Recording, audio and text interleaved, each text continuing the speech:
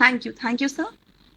Before we begin with the session, let me read out the credentials that our honorable speaker holds in her cap, ma'am. So, Professor Dr. Preeti Mishra is the head of Department of Human Rights, School for Legal Studies at the Baba Saheb Bhimrao Ambedkar University, Lucknow. She is a postgraduate in economics and LLM from Lucknow University. She was awarded PhD in law from the Lucknow University in the year 2004. She specializes in criminal justice administration, and her topic for PhD was domestic violence against women in India. Her research interest lies in the field of women and gender issues, ethnic minority, marginalized sections of the society, human rights of rural and urban poor, family violence, aging, education, environment, HIV/AIDS, and many more. She has more than 20 years of experience in university and college teaching and development fields. She has more than 130 research articles published in different journals and books of national and international repute, touching upon various aspects of human rights on various social, cultural, and developmental issues. Besides this, she has presented more than 100 papers in national and international seminars and conferences. She has also delivered more than 70 invite talks and lectures on socio-legal and human rights issues in different universities, colleges, legal aid camps, including live radio talks in phone-in program of Gyan Vani channel. She has also the credit of organizing more than 50 national and international seminars and conferences. Professor Mishra has received Certificate of Excellence for her academic distinction. She was awarded for her academic work by Sri JNPG College, Lucknow in the year 2005 with the Sankalp Seva Samman by Sankalp Parivar, an NGO of Lucknow. Her publications of books Domestic Violence Against Women, Legal Control and Judicial Response, Law Relating to Protection of Women, Cases and Material, have received overwhelming response from the academic, non-academic, and the judicial field. She has also written course material for postgraduate diploma in criminal justice, a course that is run by the School of Law, IGNOU, Delhi. Professor Mishra has also the honor to edit Ratanlal and Dheeraj Lal's Law of Crimes, a commentary on Indian Penal Code 1860.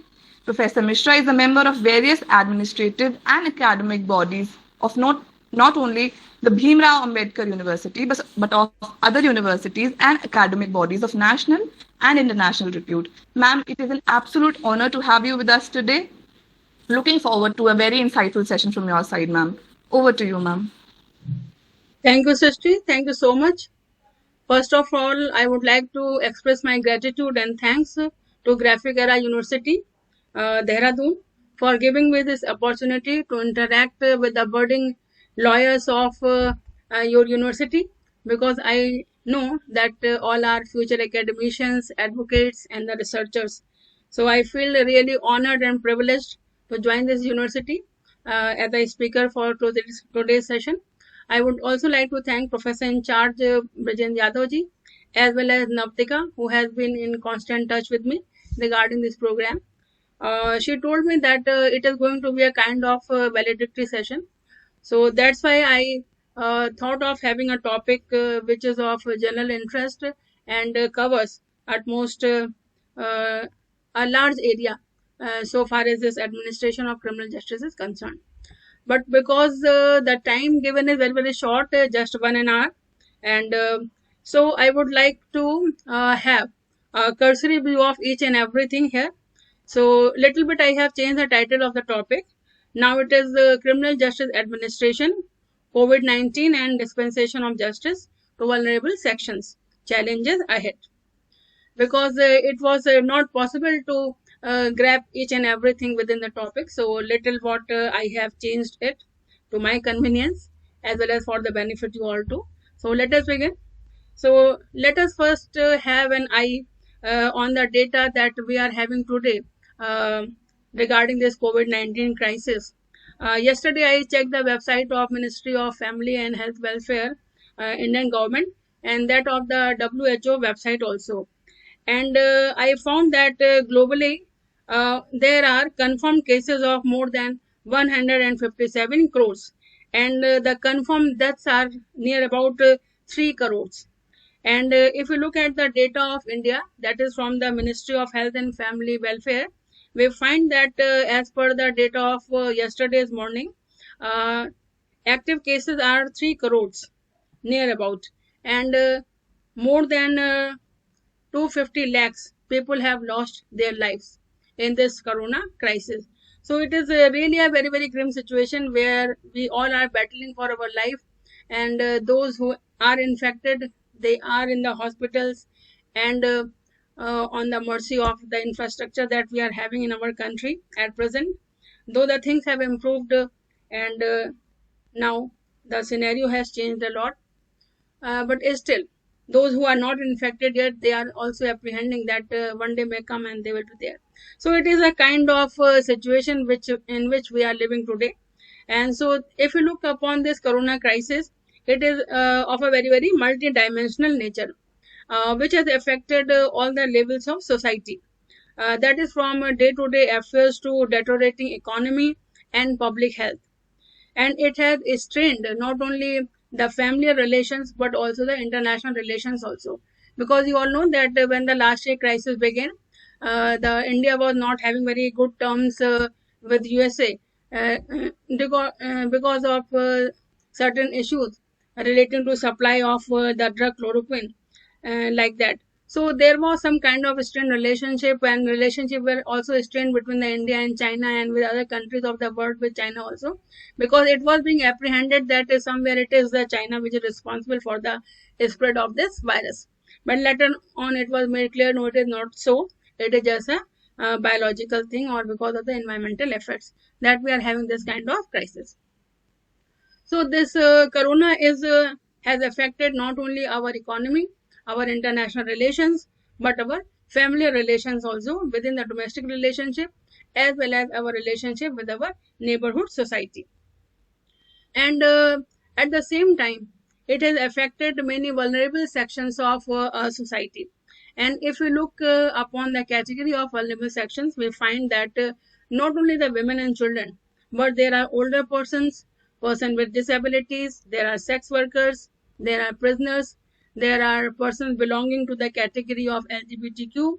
They all have been suffered during this corona crisis, either because of this disease which is caused by a virus, or because of socioeconomic conditions that they were forced to live into. And besides this lockdown restrictions on movement, mandatory quarantines, social distancing, and isolation of individuals has further worsened the problem of vulnerable sections.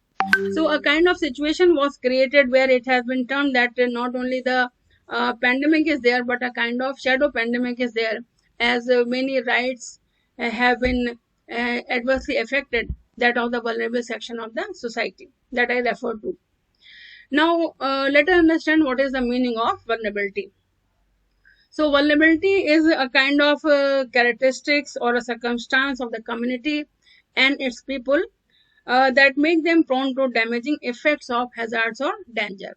And this hazard or danger may come from any quarter.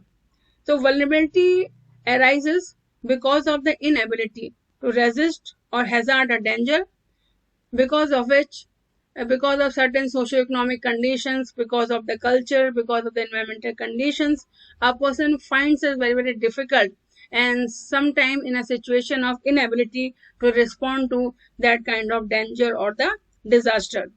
So if we look upon this vulnerability, it may arise from the physical, socio-economic, or the environmental conditions. It may be cultural also, like in case of LGBTQ, because from the time immemorial, the persons who belong to this category are facing the violence from the hand of the society, as well as from their own parents and the family members. And sometimes this vulnerability may be situational, like we are in present circumstances. We are forced into the situation which has been created by this COVID-19 virus. So vulnerability may be because of several reasons. And sometimes what happens, this vulnerability is compounded when thing is added to the other. Suppose a woman is there, but if she is not mentally sound, she is suffering from some kind of disability, or she is a lunatic, or she because of her age. If she is in adolescence, she may be vulnerable to much more violence. Or if there is a girl child, there also are lots of cases of sexual abuse are there. So sometimes this vulnerability is compounded and becomes complex because of the certain other circumstances or the situations in which a victim is forced into.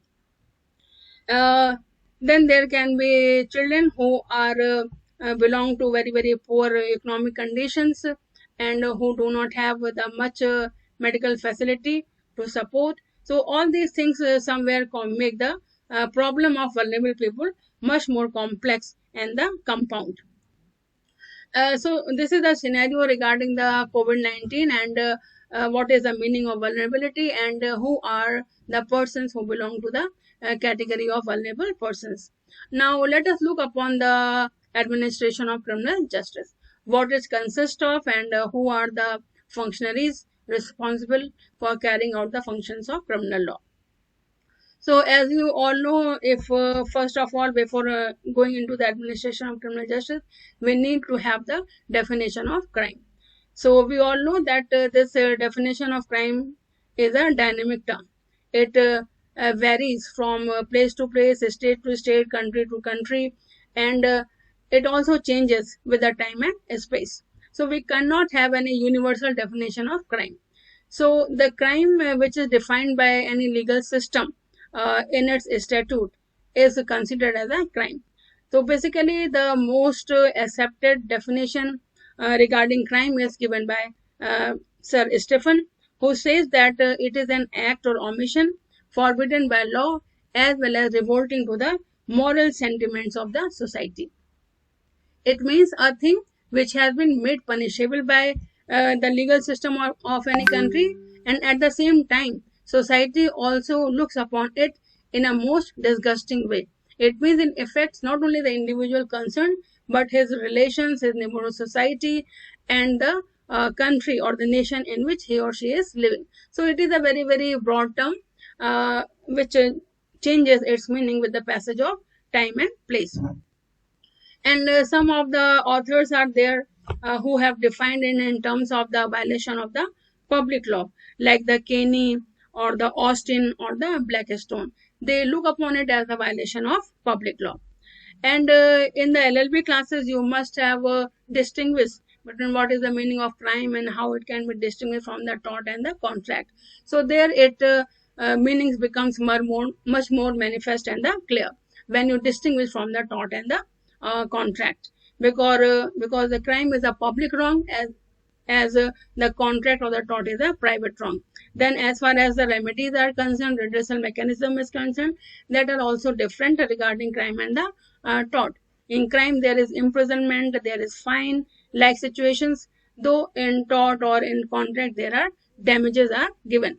So when you distinguish between the civil wrong and the criminal law, you find a lot many distinctions, and the meaning of crime becomes much more clear.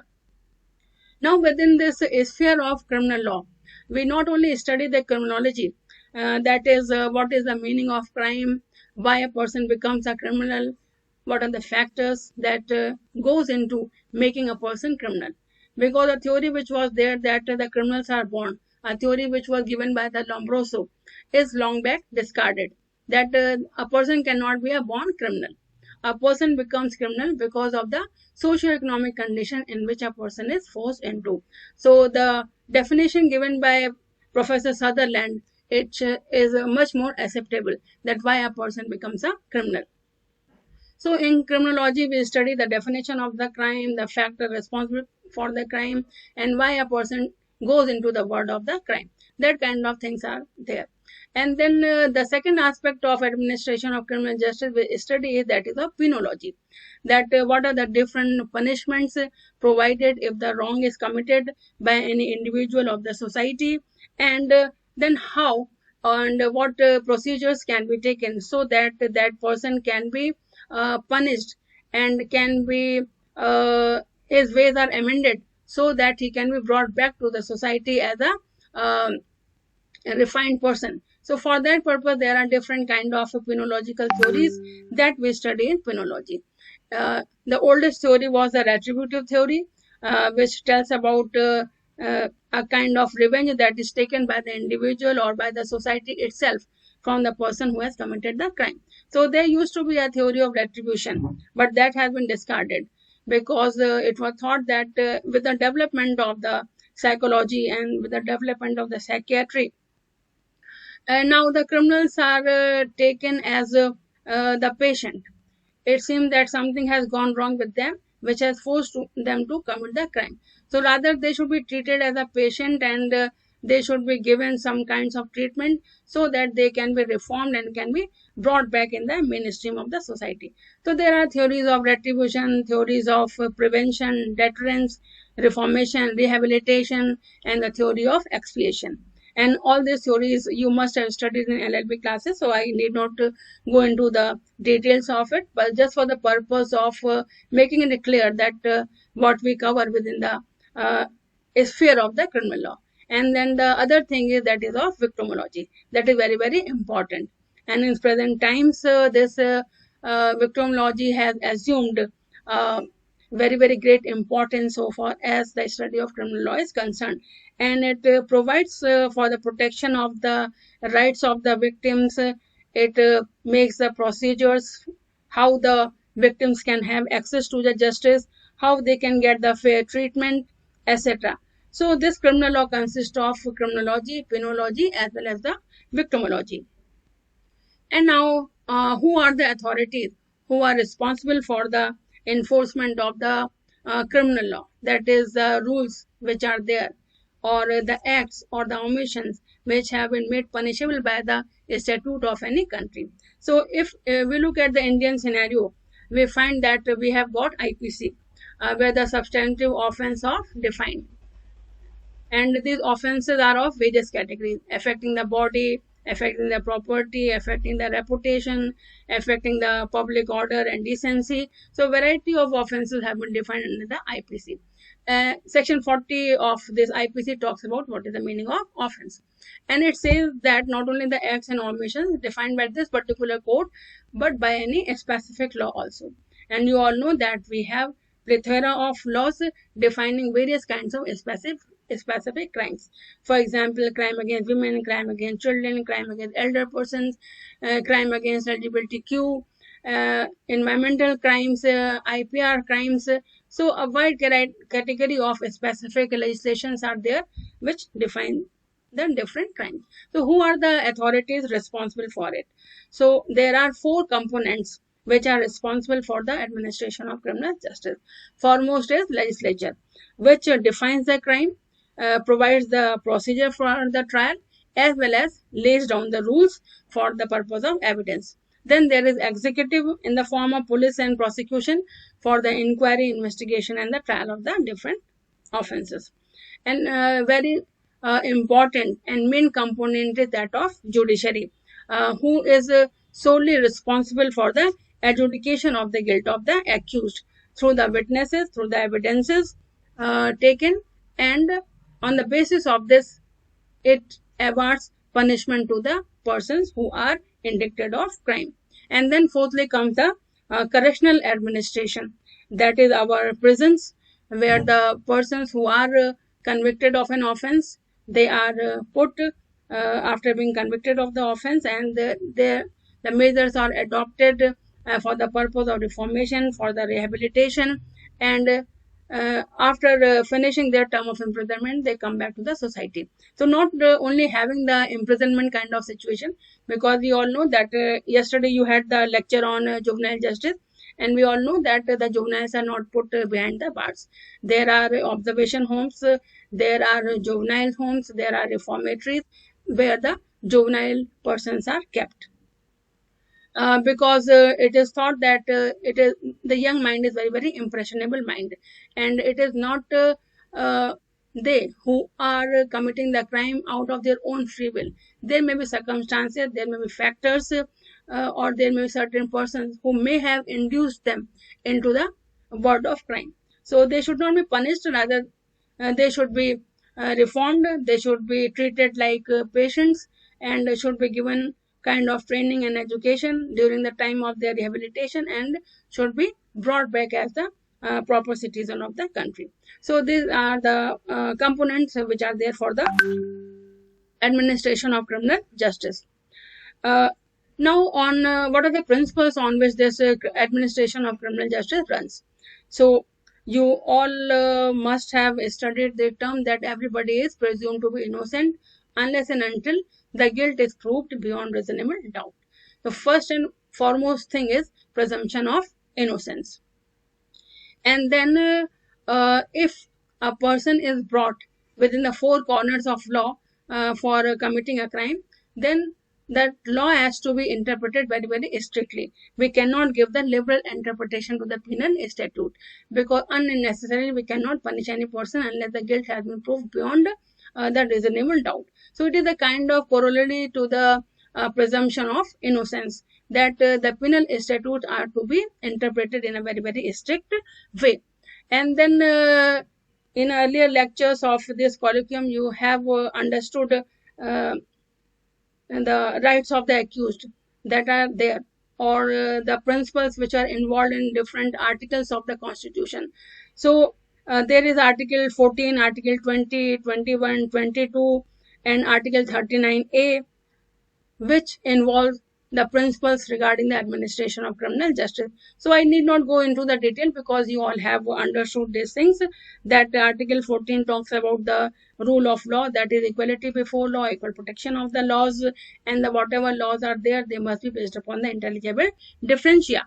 And this due process clause is also read into Article 14 as well as Article 21 of the Constitution. Then Article 20 provides various kinds of safeguards to the accused person in the name of ex post facto law, that is, no law can have the retrospective effect. Then the protection against double jeopardy as well as rule against self-incrimination. And very, very important article is Article 22, where so many procedural safeguards are there, where it is given then when the accused will be produced before the judicial authorities, when the parole is to be granted, how long the parole can be, what are the right of the consulting a lawyer, and to have the legal aid, etc. So all kind of procedural safeguards are there. And Article 39A talks about the legal aid. Then you have got writ jurisdiction of Article 32 and 226, which talks about various kinds of writ jurisdiction. There are 5 types of writs which are there for different purposes.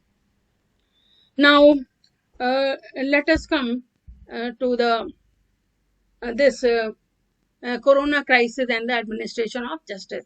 Then how these functionaries have been functioning to meet out this present crisis. What has been the role of the legislature and what has been the role of the judiciary, especially for redressing the grievances of the vulnerable sections of the society as well as that of the COVID patients. So during this lockdown period, a lot of spike have been noticed in various kinds of offenses, and during this crisis many people have lost their lives. Not only they have lost their lives, they have lost a lot of relations. And last year you witnessed a number of scenes of migrant people, how they were running from pillar to post to have the justice or to get back their livelihood. So this lockdown has created various psychological issues and has led to various kind of violence within the family and outside the family also. Because when the things were closed, isolation was there, lockdown was imposed, the women were burdened with a lot of work. And even the children were also in the lockdown situation. Their schools were closed. They were not able to go to the schools. So all these things added to the straining of relations within the domestic relationships also. So the most affected persons during this lockdown or during this corona crisis have been women and the children. And then we have witnessed that the sex workers, they also lost their livelihood during this corona crisis. Elder persons were there who were very, very prone to the diseases and they had no medical facilities. And if one was caught alone in the situation, it was very, very difficult to fend for the things. So this corona crisis have brought a number of miseries to the lives of the people. And we have noticed that I talked about the vulnerable sections, but to this section is now I have added a new category, that is that of the COVID patient. Because in this second wave of COVID period, we have noticed that how the people are running just for the oxygen. They are not having the beds in the hospital. There is no medicines. All types of crisis is there. So these persons who are falling ill because of the peculiar situation which has been created by a peculiar virus, because of which a new vulnerable section has come up in our society. And presently we all are involved that how the justice can be done to them. And you have noticed the various decisions of the Supreme Court and that of the high courts coming in the recent times, that how they are passing structures against the government and against the other responsible authorities in order to ameliorate the conditions of these corona patients. So in this crisis, many people are losing their near and dear ones, and it has really affected the one and all in our society. So if we look upon the women and the children, this is the most vulnerable group, and it is most vulnerable because of the physiology that is assigned to them by the nature. And this vulnerability becomes compounded with the age, with the social class, and with the other factors in which they are forced into.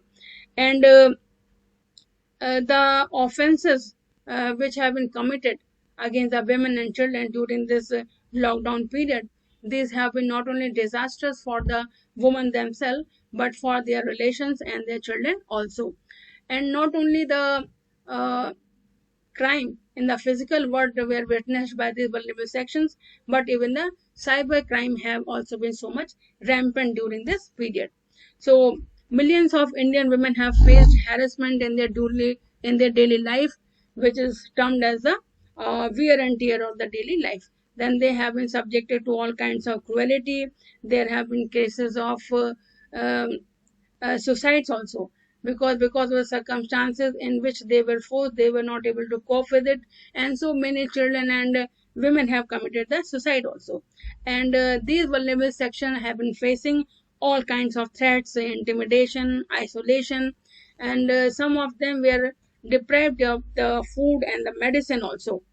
And even sometimes what happens when the domestic violence is there, so not only the woman is affected, but also the children who are there, because sometimes the perpetrator of violence uh, uh, twists the child or pressurize the child in order to pressurize the woman.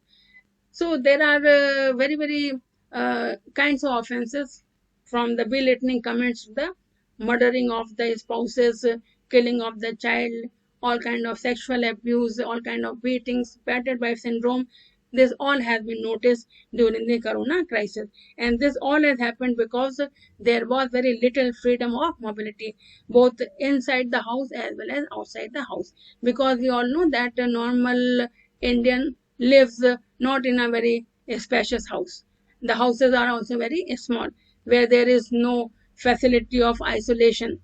Or if one is feeling depressed or angered or something, one cannot lock himself or herself in a particular room, because they don't have such kind of facility where they can give vent to their feeling. So because of these things also, they are forced to face a lot of violence. So, what is this violence? So, violence means the deprivation of the various kinds of freedoms, various kinds of rights which are guaranteed by the Constitution as well as by the other specific statutes. And if we come to the violence against women, we find that it has been defined by the Declaration of Elimination of all forms of discrimination against women, uh, that is United Nations Declaration of 1993, which says that the violence against women is a gender-based violence which results into physical, psychological, sexual harm, and not only the actual harm, but also there may be a threat of it, and it may occur not only in the private life, as well as it may occur in the public life also. So a very wide definition of violence is there, and we all know that because of this violence, not only the physical scares are created, but mental scares are also there. because psychologically also a person is very much adversely affected. So this phenomena of corona crisis had created a kind of shadow pandemic in the area of domestic relationship, because not only in India, the world over, the spike in the cases of domestic violence were noticed. And not only in China, in Canada, USA, UK, Italy, Germany, Jordan, even in Western society also, there has been the spike in the cases of domestic violence. And to the extent of that is Canada noticed a 20 to 30% increase in the domestic violence, Africa 40% of violence, and which has affected all kinds of institutional facilities which are there in case of domestic violence occurs. There was shortage of the shelter homes.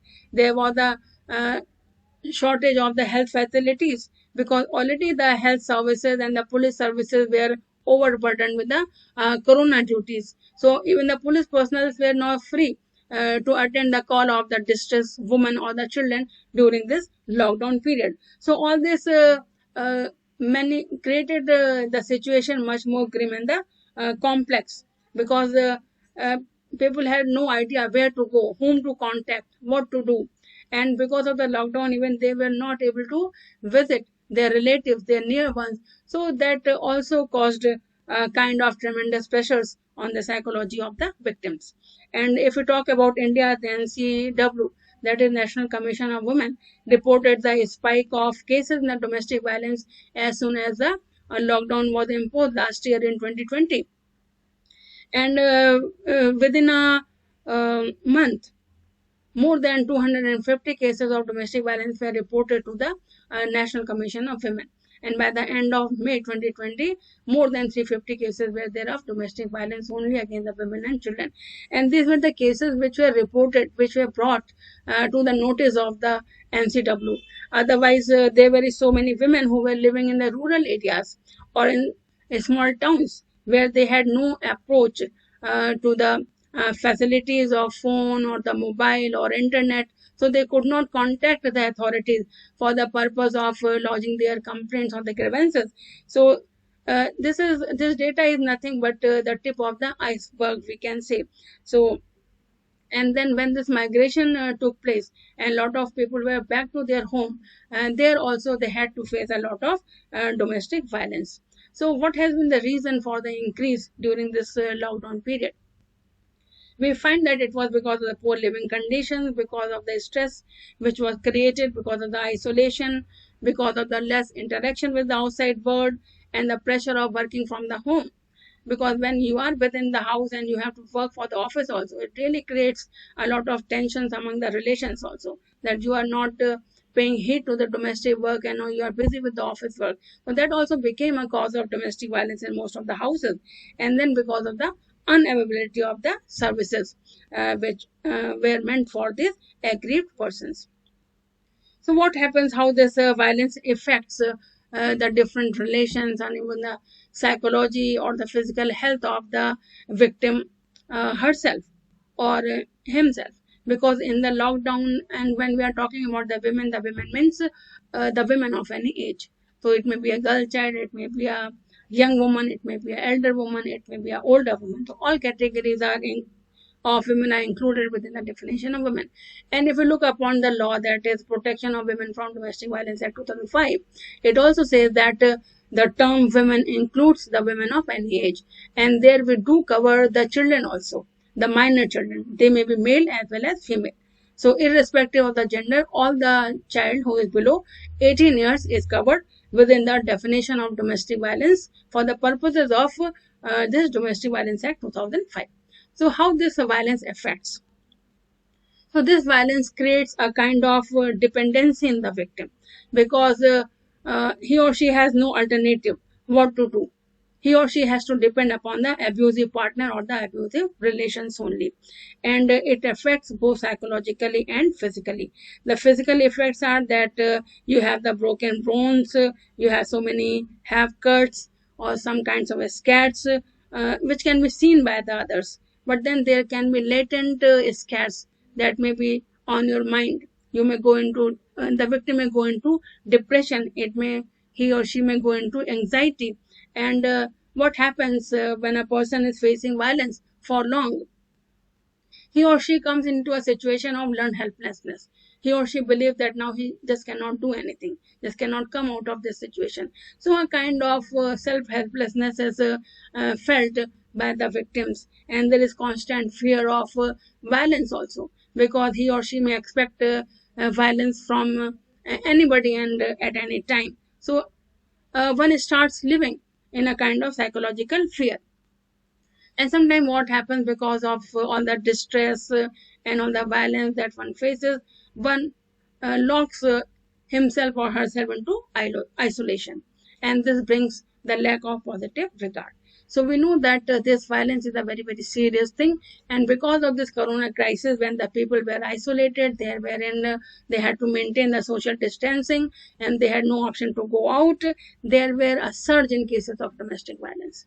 And when this lockdown was opened, and when the unlock period began, then it was noticed that there was a surge of cases in the divorce and the child custody, because the people were fed up with each other.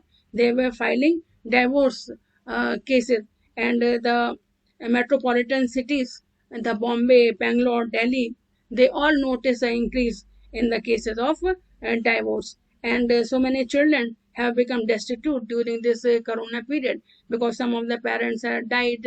Either the father was missing or the mother was missing. The child were also under very, very tremendous pressure, and their relatives threw them into the shelter homes, into the reformation houses, where they were fending for themselves that someone may take their custody. So as soon as this last year, this unlock period began, these cases of divorce and custody of children also started rising.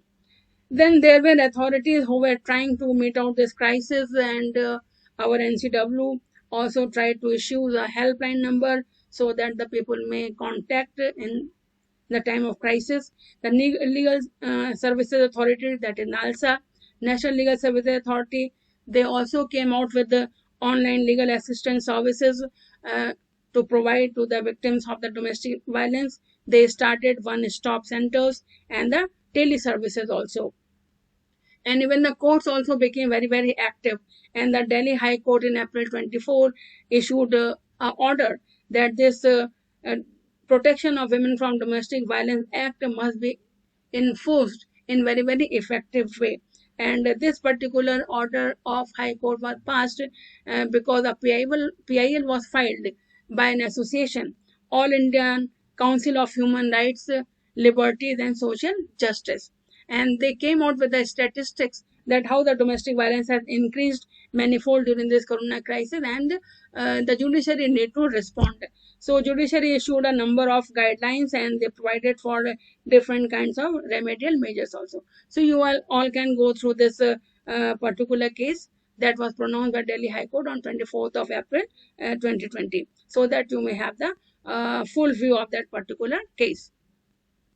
So not only this domestic violence has been faced by the women and the children, and the law that came to their rescue was this Protection of Women from Domestic Violence Act, because it protects the women from the violence, not only from the husband, from the relatives also.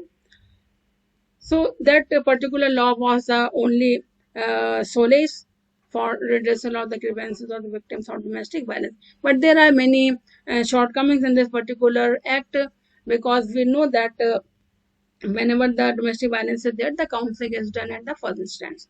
But there are so many lapses there that trained persons are not there who can provide the counseling and all. So let me cut it short, and let me go to the other category of vulnerable sections, because these children have also faced a lot many sexual violence during this period. And you all know that the law dealing with the sexual offences against children is that of POCSO, Protection of Children from Sexual Violence Act. And and you had that lecture also, I think, on the POCSO also. So there is a child-friendly procedure is given so far as the recording of a statement is concerned of the victim child. but there is also a special procedure for the recording of evidences and all. So that law is there for meting out the sexual offenses with the child. Then this government of India has also come up with various strict guidelines to meet out the problem of sexual violence against women and children. And now it has been made mandatory by the Ministry of Home Affairs that violence against women cases need to be attended at once. There should not be any kind of laxity, otherwise it will be a punishable offense. And a kind of investigation tracking system has also been created for the sexual offenders, where the data has been maintained that who are the sexual offenders. That is for the purpose of facilitating the authorities for taking the action. Then in UP itself, the Yogi government came out with strong hands, iron hands, to deal with the culprits of the perpetrators of violence. They observed the Mission Shakti program, and they have issued strictures that if the offenders do not mend their ways against the women and the children, then their posters may be placed in the public places. So that kind of strict actions have been taken not only by the local government but also by the central government also. And then if you look upon the second wave of corona crisis, there are the media reports that have came up in the papers and the social media that the children who have become destitute or who have become orphaned because of the death of the parents or because of the missing of their father or the mother, now they are being harassed, and their pictures are being posted on the website that whether someone is there to adopt this child. So illegal adoption kind of things have started flowing in on the social media and in the print media also. So people are taking advantage of this vulnerable section of the society, that is children, and they are abating the child for the purpose of the trafficking or for the purpose of the sexual abuse. So recently the action has been taken by the this our in this Delhi High Court and the Guwahati High Court also, and they have issued a number of guidelines to save the children from their sexual exploitation. Even the Supreme Court recently held its meetings of Juvenile Justice Committee, which was attended by all the stakeholders from the state and the central government. And now the Supreme Court has said that all the states should come out with measures to see that these children who have become orphaned because of this corona crisis are not exploited and not given in illegal adoption. So you can check these things on the website. The Supreme Court committee that was held of the Juvenile Justice Committee in order to cater to the needs of the children who have become orphaned during this corona crisis. Now the next category is vulnerable section is that of sex workers that I talked about. And so COVID-19 has caused a lot of disruptions in the normal life, and the sexual workers have been affected very badly because they have lost their earnings. And various schemes which were floated by the union government and the state government, they could not help these destitutes from the sex workers category, because whenever the schemes are coming, the policies are coming, they are coming from the men or the women, and there are some LGBT persons also who are involved in the sex works. So they are also adversely affected and they have lost their livelihood. And one of the reason was that they were not having the identity proof, because if one wants to have the benefit or of these policies and programs of the state and the central government, then they need to have the identity proof. But these sex workers were not given the identity proof, so they were also starving during this corona crisis. So a case was filed before the Supreme Court, the case of Buddhadev Karmaskar versus State of West Bengal, and the decision came out in October 2020, where Supreme Court directed the state government and the union territories to provide dry ration to the sex workers who are identified by the NACO, that is National Aid Control Organization. So Supreme Court issued directions to the different governments to identify who are the sex workers who are in dire need of livelihood. To them, the dry rations should be provided irrespective of the identity card that they are having or not. And in compliance to this judgment of Supreme Court, the different governments, including the Maharashtra government, where there are so many sex workers, they gave directions to the this national association, which is there for protecting the rights of AIDS patients, and they had to come out with the data of sex workers and had to provide some kind of monetary benefits. So NACO had to arrange rupees 5,000 per month to the women who were in search of livelihood and working as sex worker, and if they had the children, then additional 2,500 rupees were to be given. So with family, 7,500 rupees was to be given, and otherwise 5,000 rupees was allowed to be given to these sex workers who were facing the crisis of livelihood during this corona period. And then the Supreme Court also directed that the safety kit should also be distributed to the sex workers. And these safety kit will consist of the mask, soap, medicines, and the sanitizers, and which were to be delivered to the sex workers through the targeted intervention project or state aid control societies. So Supreme Court has really come out with laudable measures so far as the right of these sex workers are concerned. Then the next category that we are taking is that of the person with suffering with some kind of disabilities. We know that the persons who are suffering from some kind of disability, either physical or the mental, they have a very, very difficult time during this corona period. So though the our Prime Minister Modi ji had said in one of his lectures that it is our social responsibility to acknowledge and comprehend the needs of PWD's people, to make them response mechanism adequate and inclusive. But when this corona crisis struck in, all these words were heavier.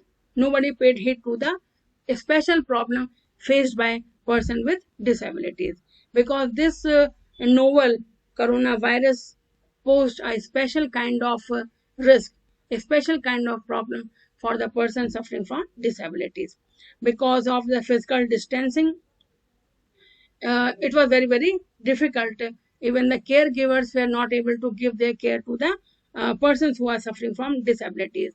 Then for these persons, the wearing of mask was another difficulty, because you know that PWD's people use the sign language. So if they are wearing the mask, they cannot use their mouth for the purpose of delivering the things that they want to.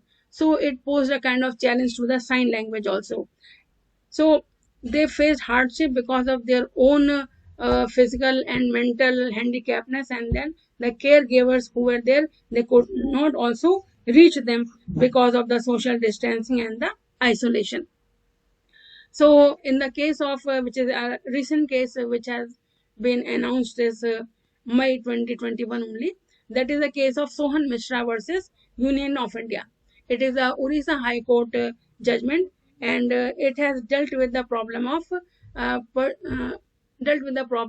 persons dealing with some kind of disability, and it has taken advantage of one of the decision of the Supreme Court, and that was there for the supply of the essential services, that the Supreme Court has taken the suo motu.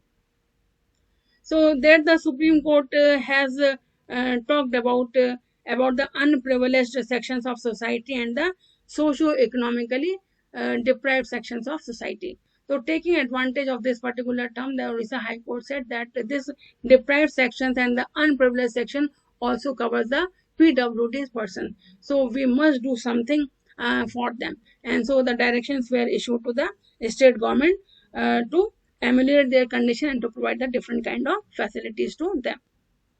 So we see that the court has come to the rescue of not only to the victims of domestic violence, but to the rescue of the sex workers, migrant workers, the persons suffering with disabilities and all. Now, let us come to the problem that is existing in the prisons also, because recently there was a judgment of Supreme Court that was recently announced on 7th of May itself, that is in recontagion COVID virus in prison, because we all know that our prisons are heavily burdened with the inmates. It is so much congested, and there is a possibility that the corona pandemic may broke out there. So last year itself, the Supreme Court issued directions for the release of the under trials, and a lot many inmates were freed by the different state governments. And but what happened that the inmates who were released on parole or on bail, when this unlock period began, then their parole and the bail was cancelled and they were brought back to the prison. But this crisis, which is presently posed, is much more grave. The Supreme Court has said that don't go into the formalities. The under trials who were released earlier should also be released this time for a period of 90 days. And not only they have to be released from the prison in order to unburden the congested situation of the prison, but the prison authorities must also provide the transport to them. If because of the lockdown, the conveyance is not available, so it is the responsibility of the prison authorities that they should be sent back to their home safely. And now let us talk about, since the time is running short, let us talk about the COVID patients. And we all know that last year when this COVID crisis began, and whenever the corona patients were found in a house, that a kind of poster was there that here the persons living are infected with virus. So a kind of social stigma was there, and a lot of discussion was also there regarding this term of social distancing, because some persons felt that it is very, very derogatory also. And so a case came before the Supreme Court also regarding this fact that putting these posters outside the house of a person where the COVID patients are living, it creates a kind of a stigma, and it affects their right to privacy also. So the guidelines were issued by the court, and the government has to put back that kind of thing. And this year we see that no such kind of thing is there. The posters are not being pasted on the walls of the house, because it ultimately affects the dignity and the privacy of a person.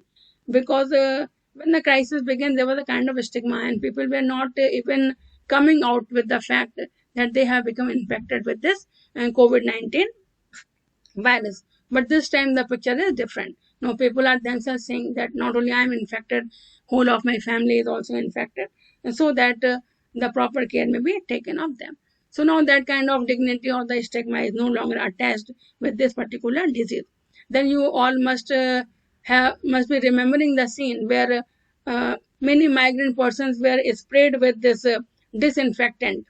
And regarding that also, the matter was brought before the court, and the court had said that the center cannot sit idle after merely issuing an advisory against the use of disinfectant and the UV rays to fumigate the human beings to check the spread of COVID-19, because it was causing a lot of health hazard to the people upon whom it was being sprayed.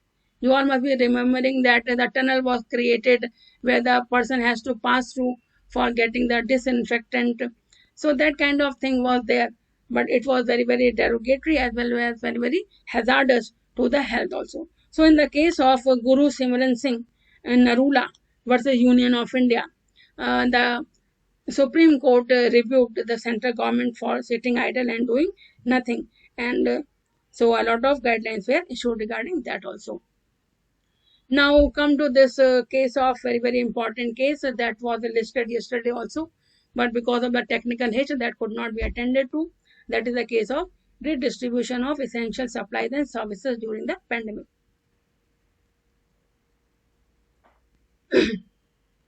Where a number of issues were raised before the Supreme Court. And this case was where the Supreme Court prima facie observed that the vaccination policy of the government is not conforming with the mandate of the Article 14 and 21 of the Constitution, because it is very, very arbitrary and violative of the right to health. Because you know that when the vaccination is there, a category has been created that first it will be given to the corona barriers, and then to person, and then to person. So Supreme Court felt that it is not a reasonable criteria. And then it is also against this right to health, which is a part of the Article 21 of the Constitution. But the central government had filed its affidavit day before yesterday, that is on the 9th of May, and Supreme Court has said that we have not violated the Article 14 and 21 of the Constitution of India, and we do not require any kind of interference by the Supreme Court in this respect. And they have said that their policy of vaccination and all is very, very reasonable, and it is based upon the intelligible differentia. So the court should not interfere by way of judicial review or by the taking up the cases sumo. So they have said that it is a policy decision, and we have taken it as per the Article 14 of the Constitution, and there is no negation of any constitutional right. So now the central government is on the forefront and dealing with this corona crisis, and Supreme Court has really played a very, very appreciable and laudable role in this context, because last year the Supreme Court was very much criticized when they had not come to the rescue of the migrant workers, because they had said that whatever central government is doing, it is fine. But later on, when the case was filed by the Harsh Mandar and the Alakh Srivastav case was there, then only the Supreme Court woke up and ordered certain guidelines and issued a structure to the government. But this time the Supreme Court and the High Courts all are very, very active in order to ameliorate the condition of the COVID-19 patient. Even High Courts have gone to the extent of saying that if a person is dying due to lack of oxygen, it is a kind of genocide. So even the judiciary is so frustrated with the ways of the government, and that has been taken during this second wave of crisis, where the virus has become very, very infectious because of the mutant trends that has taken place. Now lastly, we should cover the law that was invoked by the government to deal with this corona crisis, because administration of criminal justice involves the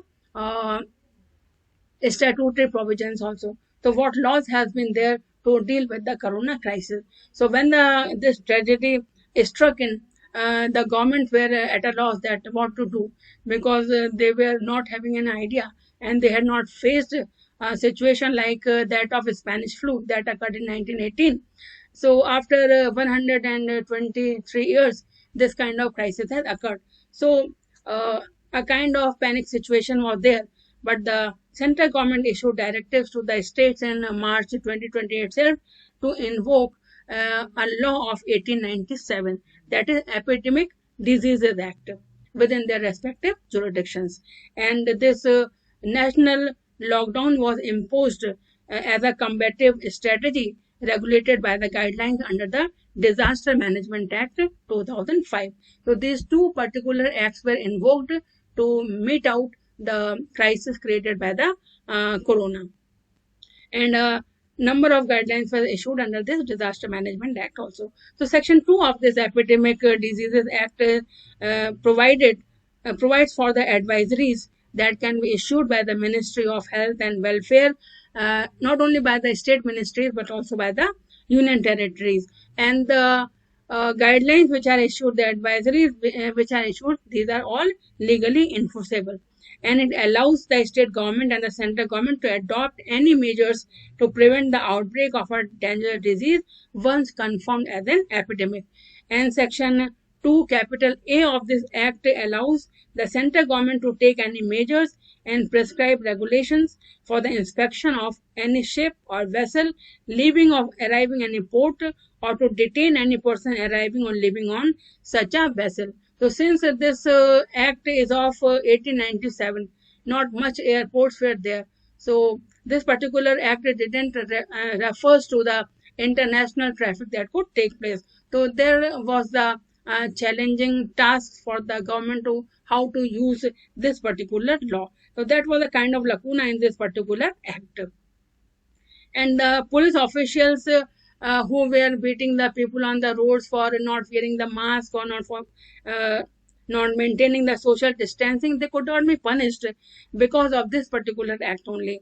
Because this Epidemic Diseases Act provides protection to the persons who are acting under this act. It says that no suit or legal proceeding shall lie against any person for anything done in good faith intended to be done under this act. So, this violation of the provisions of the Epidemic Diseases Act invited penalties under Section 188 of the Indian Penal Code also.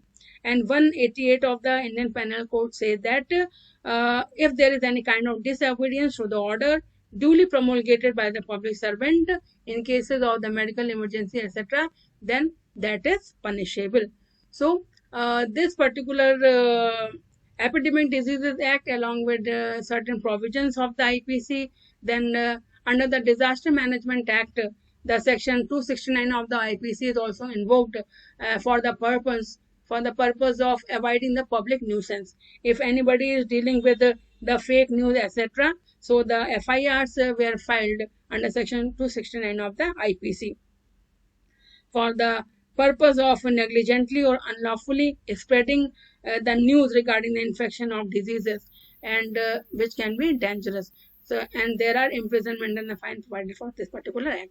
So, the due to the vacuum of the law to deal with the corona crisis at that particular time, Epidemic Diseases Act, National Disaster Management Act, then certain provisions of the IPC were invoked for the purpose of meeting of this problem of crisis. And Section 54 of the Disaster Management Act is very, very important, which deals with the people spreading the fake news. So that was also invoked against the persons involved. And along with these legislations, other allied legislations were also used to meet this corona crisis. They are the Indian Port Act 1908, India Aircraft Public Health Rules, Essential Commodities Act 1955, Livestock Importation Amendment Act 2001, Drugs and Cosmetics Act 1955, Competition Act 2002, and with the state legislation and other regulations to control and coordinate with the principal legislation of Epidemic Diseases Act and the National Disaster Management Act. Now, what is the problem? What are the challenges there? Because which have been posed by this crisis and before the administration of criminal justice.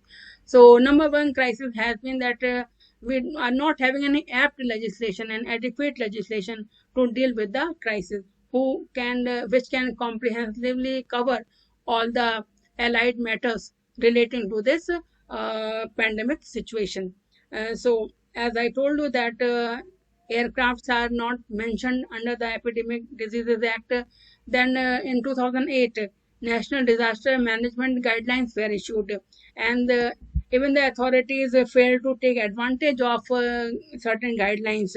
And there have been challenges posed before the authorities because of their lack of knowledge and because of the absence of the knowledge how to deal with the pandemic situation in the absence of having any adequate law. So a big challenge is still before the authorities to have such a law which can comprehensively cover this particular problem. So as soon as the crisis comes down and the parliament starts functioning, the amendments are supposed to be done in these particular acts so that any future crisis can be met out. Then we have noticed that we are facing a lot of corruption issues also. People are holding the oxygen cylinders, they are holding the medicines which are life-saving drugs, even the duplicate medicines are being supplied in the remdesivir, the glucose injections are being given. So that kind of situation is there, that of the corruption, hoarding, black marketing, and these are the challenges which have been put before the authorities during the corona crisis. And it is also apprehended that when this crisis will be over, there will be the surge in cases of dacoity, theft, there will be property related crime, the juvenile delinquency will grow up because a lot of many children have become destitute, they have lost their parents, they have lost their relatives, and so ultimately they may be lured into the world of the crime, and there is a very, very big possibility that in the coming years, we will be having the graph of crime raising in our country, not only with regard to the offenses against the body and the property, but also the juvenile delinquency cases will increase. And then we will have the challenges to be met at the infrastructure level also, because uh, we will be needing more shelter homes, more reformation house. And what is the problem in the shelter homes or the observation homes which have been created for the persons who are in need of care and protection as per the Juvenile Justice Act? Because last day you were told that there are two categories of person: child in conflict with law and child in care of need and protection. So because of this crisis, a lot of children will be there in the need of care and protection. So for them, we need counselors who are well trained, because we have noticed the counselors who are there either for the purpose of counseling the victims of domestic violence or counseling the children of sexual abuse, they are not sensitive. They don't have any idea about the child psychology, about the child psychiatry, because they don't take any kind of training in that particular area. So there is a dearth of professional intermediaries who can deal when the cases are there. They can deal, the advocates who are also the counselors, the trained counselors, so they can deal with the cases when it is put before the court. So we lack a kind of insensitive, we are not having the sensitive counselors or the intermediaries to aid the criminal administration of justice system. So these are the various challenges. And then what has happened that we have noticed in present time, sorry, I will take 2-3 minutes more. What is the problem with this administration of criminal justice is that the people have lost their faith in the administration of criminal justice. People take the law in their own hands. They don't respect the law. Otherwise, this crisis has not been of this much grave nature if they were following the law. They neither followed the social distancing, neither they followed the masking. So they enjoy in flouting the legal rules. So rather than respecting the laws, they enjoy breaking the laws. So that kind of enormous kind of situation is also there before the administration of criminal justice, where people are not reposing faith in the administration of justice and the people who are interested with the responsibility of administration of criminal justice. So that kind of challenge is there before the authorities, that how to inculcate the culture of respecting the laws. And therapeutic jurisprudence is also very, very lacking, because laws cannot always be punitive. It needs to give solace. It gives to rehabilitate. It should put balm on the bruises of the victims. So a kind of therapeutic jurisprudence is required so far as administration of criminal justice is concerned. So these are the various challenges which are there in respect of making the system more sensitive. We need the trained professionals. We need the expert in the forensic science who can better deal with the problems when it is posed before the administration of criminal justice.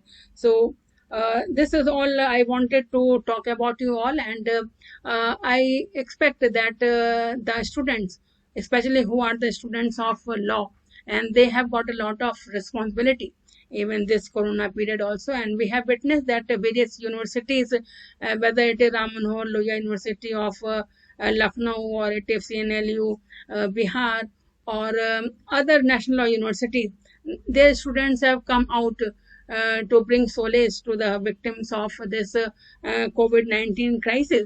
So in each and every colleges and universities, we are having the legal aid cells. So through the legal aid cells, we educational institution, with the educators, with the budding lawyers and academicians, can ourselves shoulder this responsibility of correcting the things at our own level, because we need a concerted kind of effort, because law cannot be panacea for our kind of grievances or the malai that is existing in our society. We need the hands of the society also, and our law students, our law teachers, our legal aid clinics, they can also contribute a law in making the system sensitive as well as for making it workable. So with this note, I would like my students and those listening to this lecture, that they should feel motivated, because my point was to bring out certain points, that what are the vulnerable sections, what are the problems relating to them, and how a good research work can be carried out if we link it with the administration of criminal justice. So I think that you must be feeling motivated to do something to help the people, and in future also, because society is a dynamic thing, the problem will come and go. So we all have to share the responsibility. We have all to make a concerted effort to deal with the crisis, or any kind of crisis that we may face in future. So I would like to rest my presentation with a small prayer that is very, very famous, that is Sarve Bhavantu Sukhinah, Sarve Santu Niramaya, Sarve Bhadrani Pashyantu, Ma Kashid Dukh Bhag Bhavet. With these words, I rest my presentation. Thank you all for such a patient listening. Thank you. Thank you very much, ma'am. Now I would call the students to please ask their questions to ma'am. Good morning, ma'am.